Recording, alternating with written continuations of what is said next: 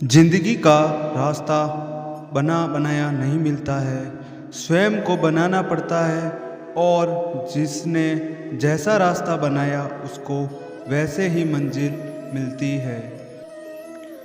किसी की गरीबी को देखकर रिश्ता मत तोड़ना, क्योंकि जितना मान सम्मान गरीबों के घर मिलता है उतना अमीरों के घर पर नहीं मिलता है। झाड़ू में जब तक बंधन होता है तब तक वो कचरे को साफ करता है। बंधन खुल जाने पर झाड़ू खुद कचरा बन जाता है। इसीलिए हमेशा अपनों से बंधे रहिए, क्योंकि अनेकता में एकता होती है। कोई आदमी चाहे लाखों चीज़ें जान ले, चाहे वह पूरे जगत को जान ले, लेकिन अगर वह स्वयं को नहीं जानना है तो वह अज्ञानी है। किसी का भी वर्तमान देखकर उसका मजाक नहीं उड़ाना चाहिए, क्योंकि समय बदलता रहता है। समय के साथ कर्म बदलते रहते हैं और कर्मों से भाग्य बदलता रहता है। समय में इतनी ताकत होती है कि वह किसी की भी किस्मत कभी भी पलट देता है। इसीलिए घमंड नहीं करना चाहिए कभी भी। मनुष्य का समस्त निर्माण उसके विश्वास के फलस्वरूप होता है। जैसा वह सोचता है उसी के अनुरूप वह बनता है। इंद्रियों से मिलने वाला सुख सच्चा नहीं होता है।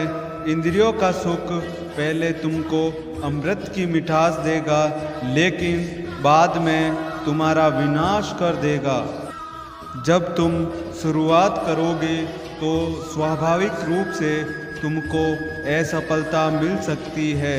कई बार तुमको गिरना भी पड़ सकता है, लेकिन इसका मतलब ये नहीं होना चाहिए कि तुम उस काम को करना छोड़ दो।